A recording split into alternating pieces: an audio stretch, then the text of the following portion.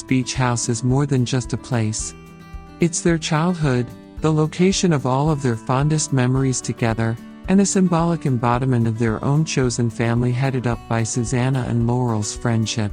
With the fate of the beach house on the line, it makes sense that Conrad is skipping finals and Jeremiah, Belly, Stephen, and even Taylor have all traveled hours and miles to save it from their Aunt Julia's impersonal for sale sign. Without the house, there's no headquarters for their summers even as they've grown up and become adults in the wake of Susannah's death. Julia arrives at the beach house and intends for the children to leave while she preps the house for selling it as soon as possible. Conrad makes it clear that he is not going anywhere, and the rest, too, make a point to stay and sabotage the first open house.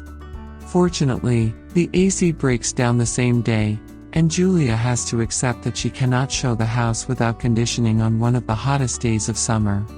But she also knows she cannot do anything if the kids flock around the house all day. Belly proposes going to the boardwalk and playing games like they used to when they were younger. She invites Sky to join them, hoping that she might get Sky to see why they all like cousins and the beach house so much. Perhaps, then, Sky might convince her mother not to sell the house. The games soon become a competition between the girls and the boys, each trying to best the other. While everyone enjoys the day, it also brings out the complicated feelings between them. After a day of fun and games, when Belly and the others return home, they are shocked to find it empty. It is stripped of all the furniture and everything that made it the cozy, comfortable home they all used to spend their summers in. They are angry and sad simultaneously because they didn't expect things to move so fast.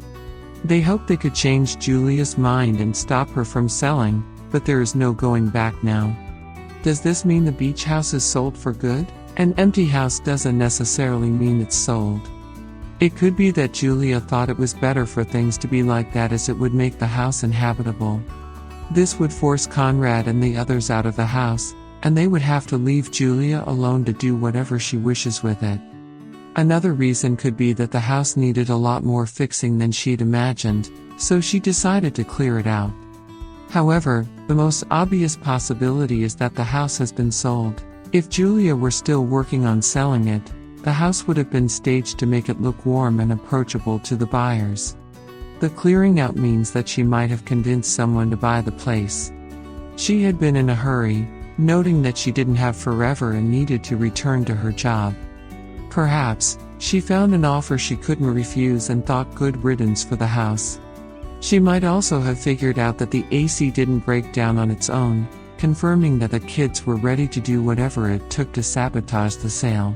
While nothing might be inside the house, it doesn't look like Conrad and the others will leave it like that. He, Jeremiah, and Belly had been united on the thought that they would not give up the house, no matter how hard they had to fight for it. For Conrad, it is important to keep the house because, given how things are with him at the moment, this is the only safe haven he can turn to. He has not been well since his mother died.